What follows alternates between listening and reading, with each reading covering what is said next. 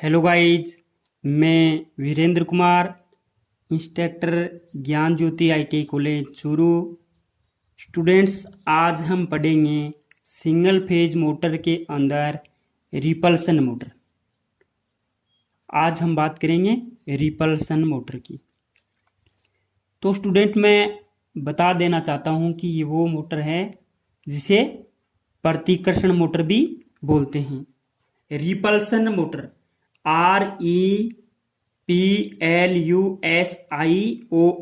Repulsion motor, MOTOR। ये एक single phase की मोटर है और इसे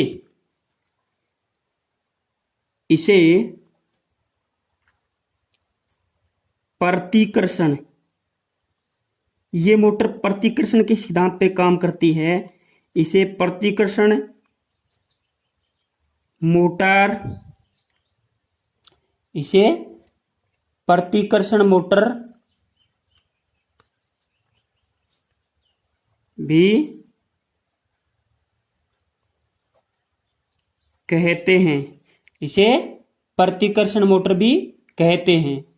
ओके गाइज, तो मैं आपको इस मोटर की कंस्ट्रक्शन बताने से पहले मैं इसका बेसिक डायग्राम बना देता हूं।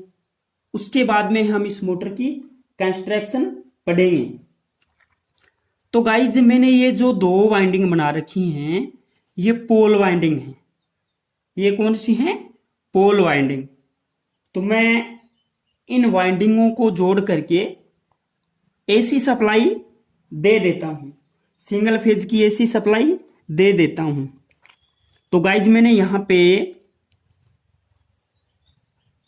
इन पोल वाइंडिंग को जोड़ देता हूं। इन पोल वाइंडिंग को जोड़ देता हूं और जोड़ करके मैं क्या करता हूं, इसको एसी सप्लाई, डायग्राम थोड़ा सा, मैं इनको जोड़ करके एसी सप्लाई दे देता हूं। ओके गाइज, यहां पे मैं क्या, इस मोटर को सिंगल फेज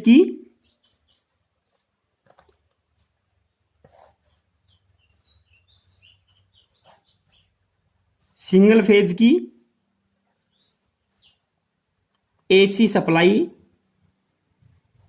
दे देता हूं। ओके गाइज, तो ये क्या है? पोल वाइंडिंग। मैं यहां पे लिख देता हूं पोल वाइंडिंग। और ये भी क्या है? पोल वाइंडिंग। इसमें दो पोल वाइंडिंग होती हैं, पोल वाइंडिंग। ओके गाइज, अब ये जो बात हुई है, ये बात हुई है स्टेटर की। स्टेटर के अंदर पोल वाइंडिंग होती है। गाइज, इसके अंदर हम एक स्क्वेरल केज रोटर रख देते हैं। स्क्वेरल केज रोटर यहां पे रख देते हैं। दोनों पोल वाइंडिंग के बीच में हम एक स्क्वेरल केज रोटर रख देते हैं। ये हमारा स्क्वेरल केज रोटर है जो इस मोटर के अंदर घूर्णन करेगा। घूर्णन करने वाले भाग को क्या कहते हैं? रोटर। और ये किस प्रकार का है? ये है स्क्वेरल केज प्रकार का रोटर। इसमें ये चालक छड़ें स्थापित की जाती हैं। ये चालक छड़ें हैं। और ये क्या रहेगा? इन चालक छड़ों को स्थापित करके इनको वेल्डिंग और ब्रेजिंग नहीं किया जाता, बल्कि दो कार्बन ब्रूस के द्वारा। ये क्या है? दो कार्बन ब्रूस हैं। एक कार्बन ब्रूस और ये दूसरा कार्बन ब्रूस के द्वारा, एक कार्बन ब्रूस और दूसरे कार्बन ब्रूस के द्वारा क्या करते हैं? हम इनको क्या करते हैं? शॉर्ट सर्किट कर देते हैं। हम इनको क्या करते हैं? शॉर्ट सर्किट करते हैं।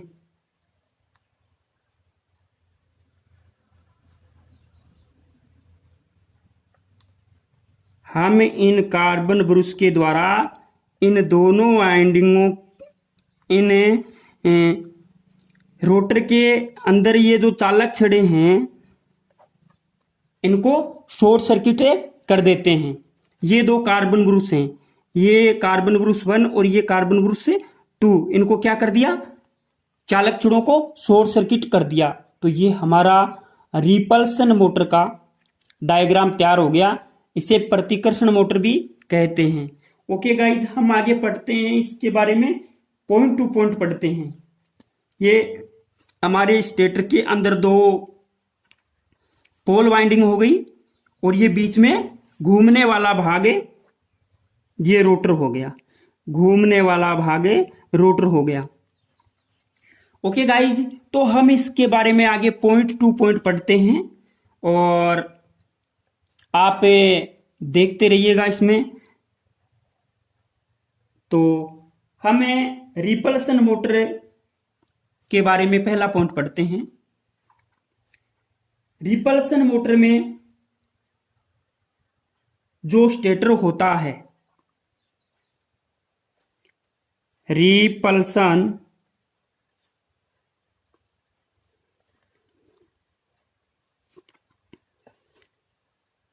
मोटर में, रिपल्सन मोटर में जो स्टेटर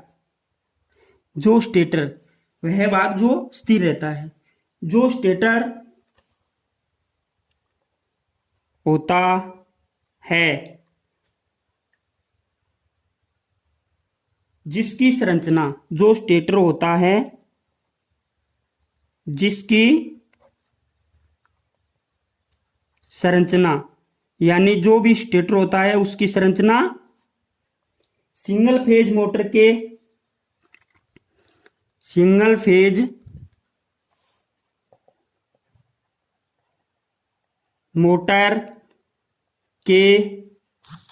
स्टेटर के समान, सिंगल फेज मोटर के स्टेटर के समान होती हैं, सिंगल फेज मोटर के स्टेटर के समान होती हैं। ओके गाइज, नंबर 2, दूसरा पॉइंट पढ़ते हैं। स्टेटर के बीच एक आर्मेचर, स्टेटर के बीच स्टेटर, ये स्टेटर है गाइज, स्टेटर के बीच एक आर्मेचर, जो क्या है, ये रोटर है, घूमने वाला भाग है। स्टेटर के बीच एक आर्मेचर, इसी के ऊपर कम्यूटेटर तथा दो कार्बन, ये जो दो कार्बन ब्रश है ना, दो कार्बन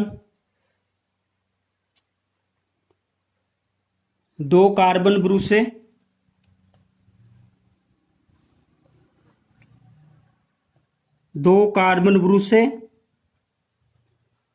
होते हैं, दो कार्बन ब्रश होते हैं।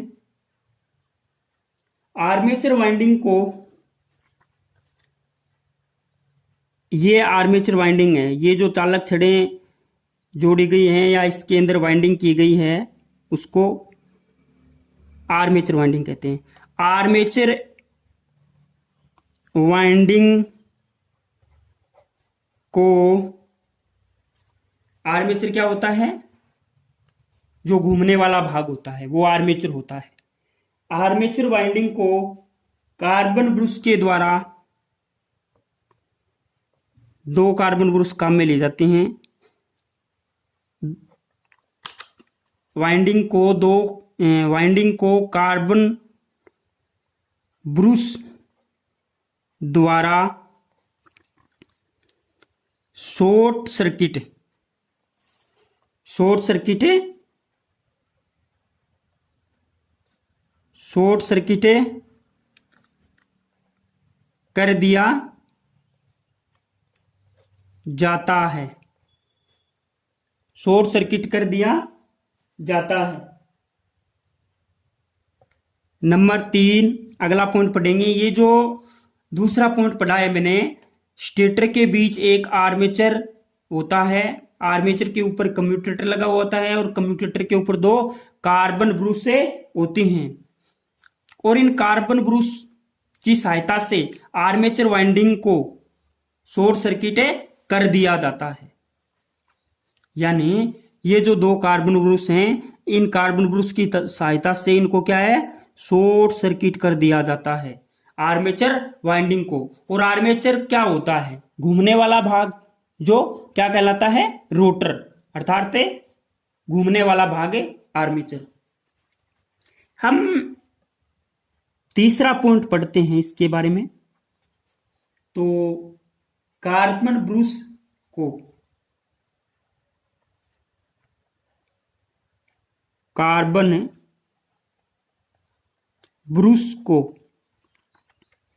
कार्बन ब्रूस को स्टेटर के चुंबकीय अक्ष स्टेटर के चुंबकीय अक्ष यानी अंश बोलते हैं उसको, चुंबकीय अक्ष या अंश से, चुंबकीय अक्ष से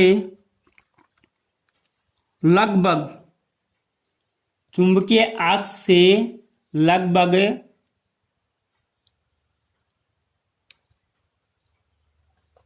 20 डिग्री के कोण पर, चुंबकीय अक्ष से लगभग 20 डिग्री के कोण पर, 20 डिग्री के कोण पर स्थापित किया जाता है। 20 डिग्री के कोण पर स्थापित किया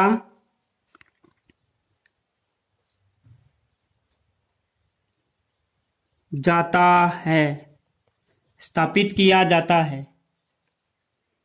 ओके गाइज, तो ये जो कार्बन ब्रूस हैं, इनको चुंबकीय अक्ष, मैग्नेटिक एक्स से 20 डिग्री के कोण पर स्थापित किया जाता है। और हम पढ़ते हैं इस मोटर का सिद्धांत कि रिपल्सन मोटर है वो किस सिद्धांत पे काम करती है। तो हम यहाँ पे सिद्धांत डाल देते हैं, पॉइंट ही रहेगा हमारा सिद्धांत। यह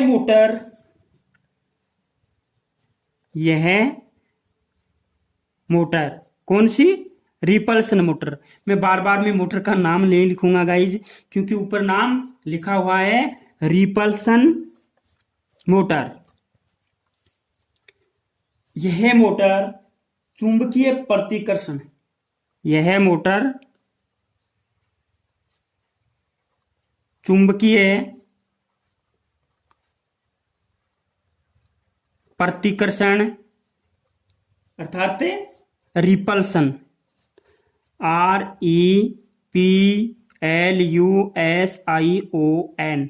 रिपल्सन चुंबकीय प्रतिकर्षण या रिपल्सन के सिद्धांत पर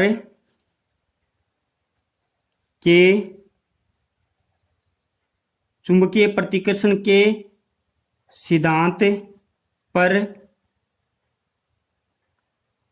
कार्य करती है। किस सिद्धांत पे कार्य करती है, चुंबकीय प्रतिकर्षण के सिद्धांत पे कार्य करती है। तभी तो गाइज इस मोटर को प्रतिकर्षण मोटर कहा जाता है। आगे पढ़ते हैं हम इसका 5 number point. Okay guys, 5 number का पॉइंट हम पढ़ते हैं। रिपल्सन मोटर में जब, ध्यान से देखिएगा, रिपल्सन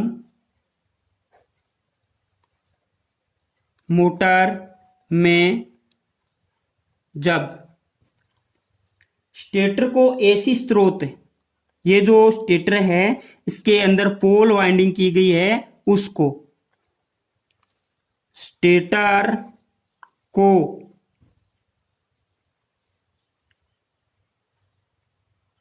रिपल्सन मोटर में जब स्टेटर को एसी स्रोत या एसी सप्लाई, एसी स्रोत से संयोजित, एसी स्रोत से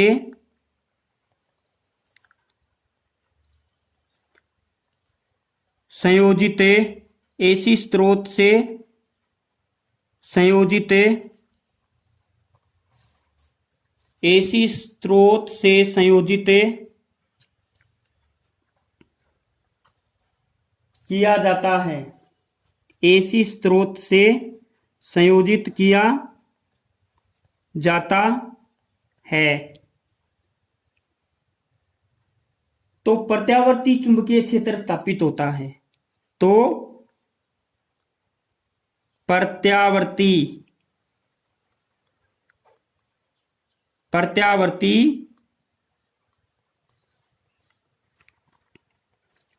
चुंबकीय क्षेत्र, प्रत्यावर्ती चुंबकीय क्षेत्र स्थापित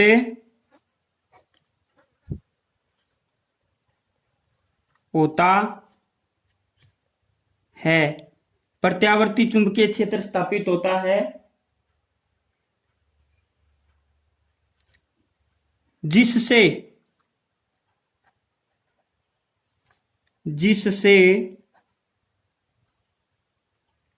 आर्मेचर वाइंडिंग में विद्युत वाहक बल, जिससे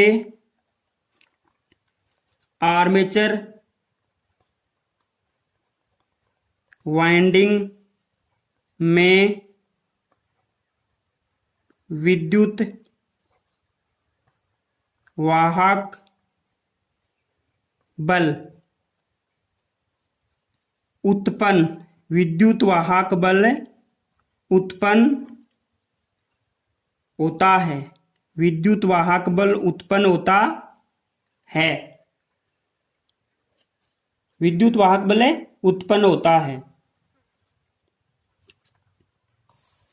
जो स्टेटर के चुंबकीय क्षेत्र का विरोध करता है। जो क्या करता है?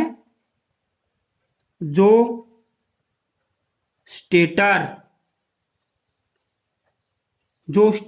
के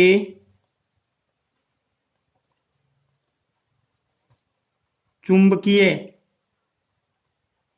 क्षेत्र का विरोध करता है, यानी हमें विरोध करता है, स्टेटर के चुंबकीय क्षेत्र का विरोध करता है। यानी हमने स्टेटर के अंदर पोल वाइंडिंग की और इस पोल वाइंडिंग में भी चुंबकीय क्षेत्र स्थापित होगा। इसी की सहायता से आर्मेचर में चुंबकीय क्षेत्र स्थापित होकर के और वो स्टेटर के चुंबकीय क्षेत्र का विरोध करेगा, स्टेटर के चुंबकीय क्षेत्र का विरोध करता है। विरोध करेगा तो क्या है? प्रतिकर्षण हो गया ना, इधर से ये चुंबकीय क्षेत्र बना रहा है, इधर से ये चुंबकीय क्षेत्र बनाएगा आर्मेचर, और वो मुख्य चुंबकीय क्षेत्र यानी स्टेटर के चुंबकीय क्षेत्र का विरोध करेगा। और विरोध करने के गुण को क्या बोलते हैं? प्रतिकर्षण। इस प्रतिकर्षण, अगला पॉइंट में हम लिख देते हैं गाइज, 6 नंबर का पॉइंट है, इस प्रतिकर्षण,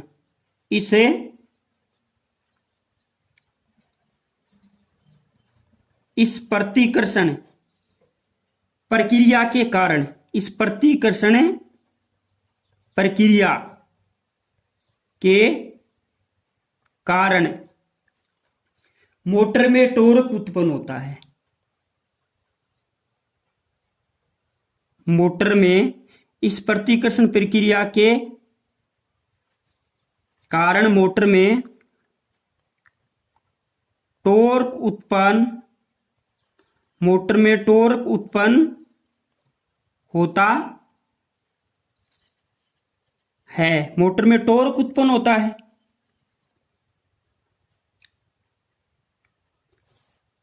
और मोटर में टॉर्क लगेगा तो क्या है, मोटर का आर्मेचर घूम जाएगा, जिससे मोटर क्या है, घूम जाती है। मोटर में टॉर्क उत्पन्न होता है और मोटर घूमने लग जाती है। मोटर घूमने लग जाती है। मोटर में टॉर्क उत्पन्न होगा, जिससे क्या होगा, मोटर घूमने लग जाएगी। तो गाइज हमें इसके अगले पॉइंट पढ़ते हैं। इसकी कुछ विशेषताएं हैं, हम उस विशेषताओं का अध्ययन करेंगे। तो हमें आप इतने का अगर स्क्रीनशॉट लेना चाहें तो स्क्रीनशॉट ले सकते हैं। ओके गाइज, हम आगे पढ़ते हैं इसकी विशेषता के बारे में। हम इसकी विशेषता के बारे में पढ़ते हैं। तो गाइज हमारा अगला पॉइंट रहेगा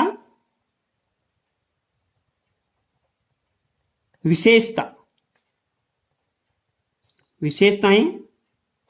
इस मोटर की हम विशेषताओं के बारे में पढ़ेंगे। विशेषताओं के बारे में स्टूडेंट सबसे पहला पॉइंट होगा, विशेषताओं के बारे में सबसे पहला पॉइंट होगा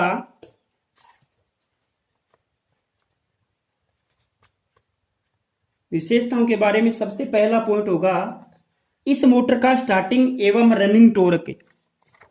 इस मोटर का स्टार्टिंग एवं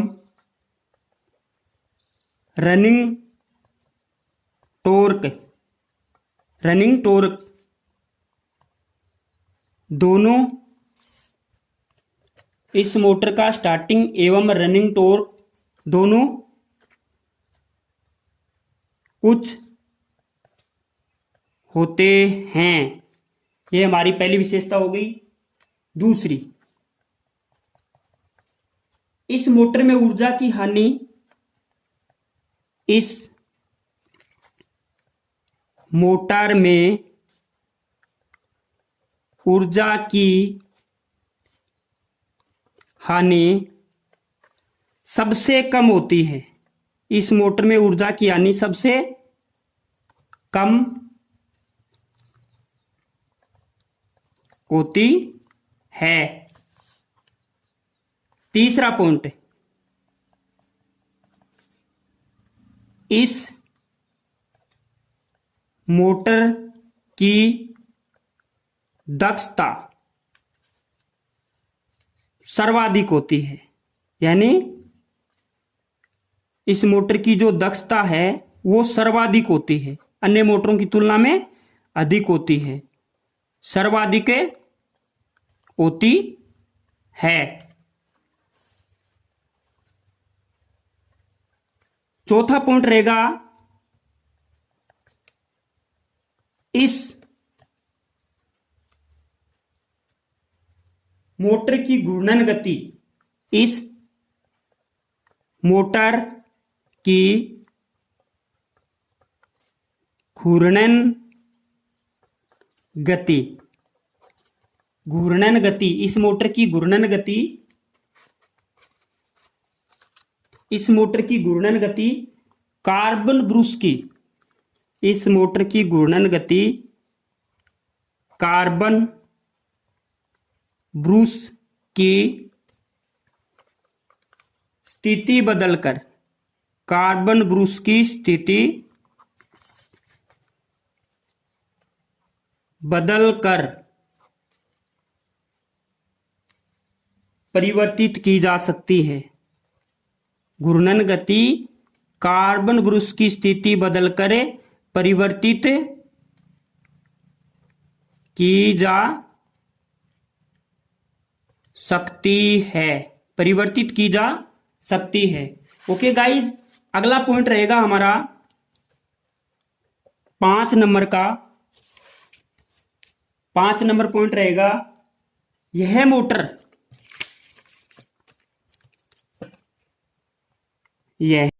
यह मोटर सबसे महंगी, सिंगल फेज मोटर के अंदर यह मोटर सबसे महंगी होती है।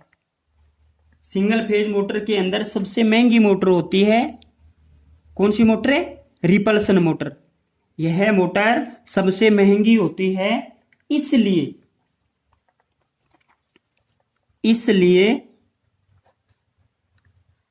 कम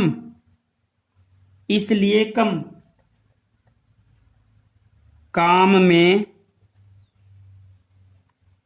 ली जाती है, इसलिए कम काम में ले जाती है। ओके गाइज, हम इसका उपयोग पढ़ते हैं कि सिंगल फेज मोटर का यूज कहाँ कहाँ किया जाता, सिंगल फेज मोटर के अंदर रिपल्सन मोटर का यूज कहाँ कहाँ किया जाता है। तो हमने यहाँ पे पॉइंट लगा दिया, उपयोग कहाँ कहाँ किया जाता है। तो कंप्रेसर में यह मोटर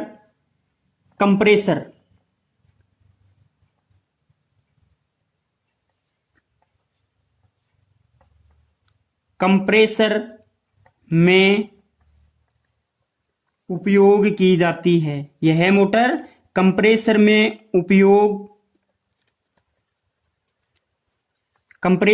उपयोग की जाती है। ज्यादा अधिक स्थानों पे हर जगह काम में नहीं ली जाती, क्योंकि ये मोटर सबसे महंगी मोटर होती है। लेकिन मुख्यतः कंप्रेसर के अंदर यह मोटरें काम में ली जाती है। तथा दूसरा पॉइंट, पहला तो हमने लिख दिया मुख्यतः यह कंप्रेसर में उपयोग की जाती है, तथा उन स्थानों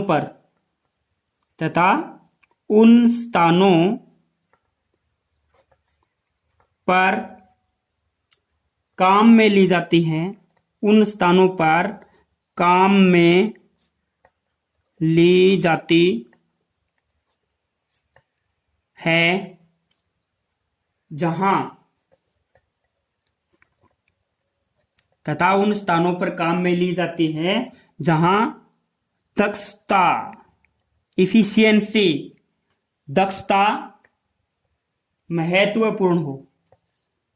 जहां पे दक्षता महत्वपूर्ण हो, यानी जो इफिशियंसी है, जो दक्षता है, वो अच्छी हो, वहां पे इस मोटर का इस्तेमाल किया जा सकता है। यानी दक्षता महत्वपूर्ण हो, मेरा कहने का मतलब है कि जहां दक्षता की वैल्यू हो, यानी हम जितना इनपुट दे रहे हैं उतना ही हमें आउटपुट मिलना चाहिए। तो वो होती है दक्षता की मोटर है, वो कितनी एफिशिएंट है, तो वहां पे इसका इस्तेमाल किया जाता है।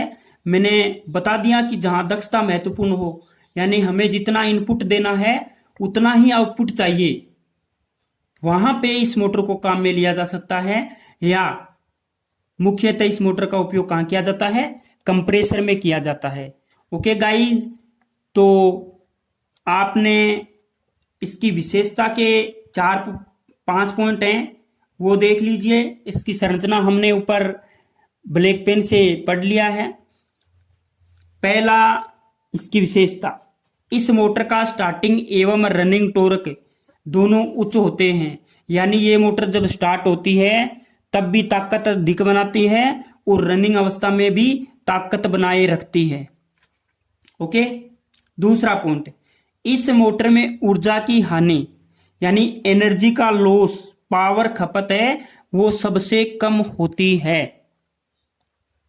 तीसरा पॉइंट, इस मोटर की दक्षता सर्वाधिक, इस मोटर की दक्षता सर्वाधिक यानी अधिक होती है, सर्वाधिक होती है, अन्य मोटरों की तुलना में अधिक होती है। अगला पॉइंट 4 नंबर, इस मोटर की घूर्णन गति, अगर हमें इस मोटर की घूमने की गति को बदलना है तो कार्बन ब्रूस की स्थिति, इस मोटर की घूर्णन गति कार्बन ब्रूस की स्थिति बदलकर परिवर्तित की जा सकती है। कार्बन ब्रूस की स्थिति बदलकर परिवर्तित की जा सकती है। यह मोटर सबसे महंगी होती है। सिंगल फेज मोटर के अंदर यह मोटर सबसे महंगी होती है, इसलिए कम काम में ली जाती है, इसलिए कम काम में ली जाती है और इस मोटर का उपयोग वहां किया जाता है। नंबर 1 कंप्रेसर में उपयोग की जाती है और उन स्थानों पर काम में ली जाती है जहां दक्षता महत्वपूर्ण हो। तो आज के लिए इतना ही गाइज। हमें इस कोरोना महामारी के संकट से गुजरना पड़ रहा है, तो गाइज हमारी गवर्नमेंट सरकार ने बहुत बड़ा कदम उठा रखा है, लॉकडाउन सिस्टम लागू कर रखा है। तो मेरा कहना है कि लॉकडाउन का पालन करें और इस महामारी के संकट से बचा जा सके, जिससे हमें फायदा हो। तो लॉकडाउन का पालन करें, घर में रहें, सुरक्षित रहें। थैंक्स।